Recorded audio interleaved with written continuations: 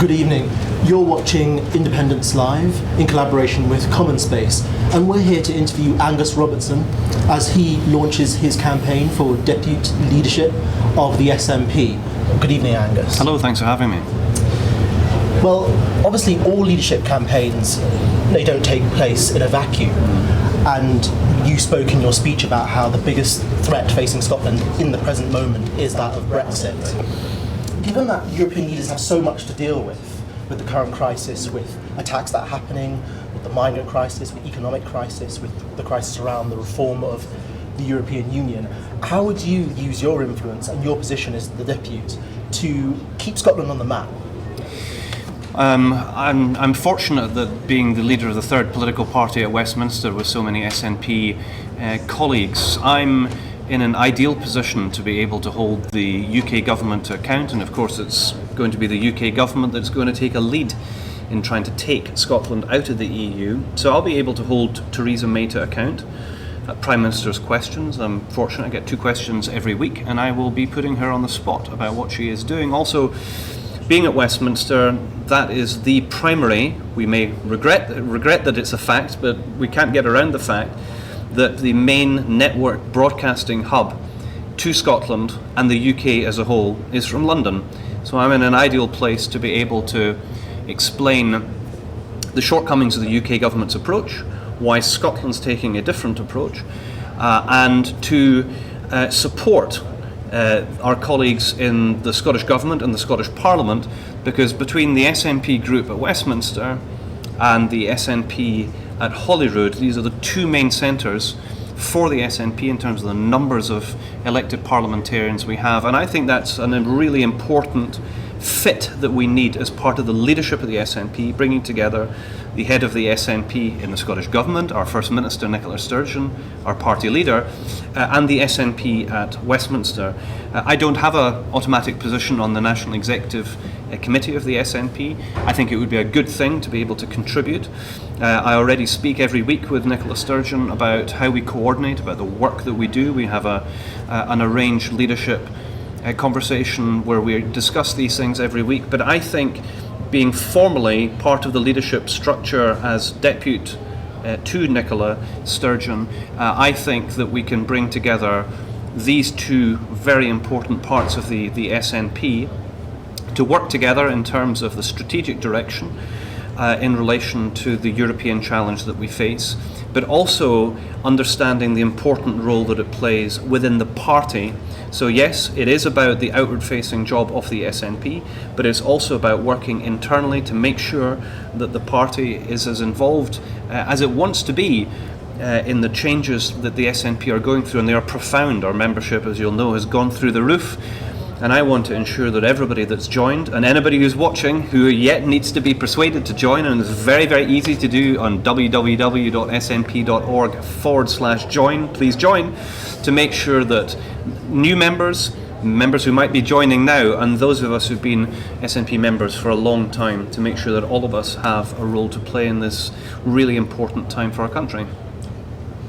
In the House of Commons, I think it was last week, you quoted the YouGov Eurotracker poll, which showed unprecedented but hardly surprising support for Scotland to stay within the European Union. CommonSpace was, I'm proud to say, the first Scottish outlet to publish and make it known. How would you bridge the divide in some nations between support among citizens and perhaps sort of hesitancy among some governments or some sections of governments? For example, we have perhaps someone like the Vice-Chancellor of Germany who's very enthusiastic, someone like, for example, Schäuble, who maybe is a bit more cautious. What do you think the Scottish Government could do, and what do you think you could do in terms of influencing this? Well, the most important engagement process that we have is being led by the Scottish Government, and it's for the First Minister, it's for the External Affairs Minister, Fiona Hislop, and for Alistair Allen on European issues to represent the Scottish Government in the bilateral discussions that are taking place. Having said that, there's a job for all of us to do, and I do quite a lot of it, speaking to the diplomatic community, and again, we might wish it to be different, but the main centres of diplomatic representation are at the embassies in the UK, and they are in London, and I spend a lot of my time speaking with the diplomatic community and also speaking to the international media to make sure that there's an understanding about where is Scotland now, where do we want to be in the months and years ahead, and that is then reported back to capitals. Beyond that, of course, there's a job for all of us to do. It's not just about the leader of the SNP, the First Minister, or the Depute Leader, or an MP, an MSP, an MEP. It's for all of us to make sure that we are communicating in a way that helps people in other countries understand what is going on.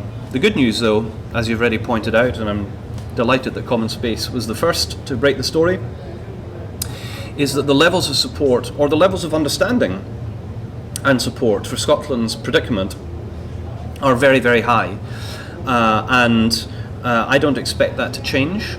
I think when the Article 50 process that the UK will have to trigger, which starts the formal negotiations between the UK and the EU, I think these questions will be right back at the top of the agenda. They will be reported on by the international media. They will be reported back by the diplomatic community in London.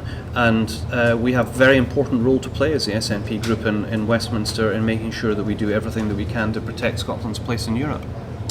You spoke about a balanced ticket, making sure that the central belt perhaps isn't overrepresented between the leader and the depute. How do you think you can encourage more of the members who are outside the central belt to feel more included? Well, I was delighted to see colleagues from other parts of Scotland that were at the launch, but I will be taking this message to different parts of Scotland. I think we have to get the best possible balance.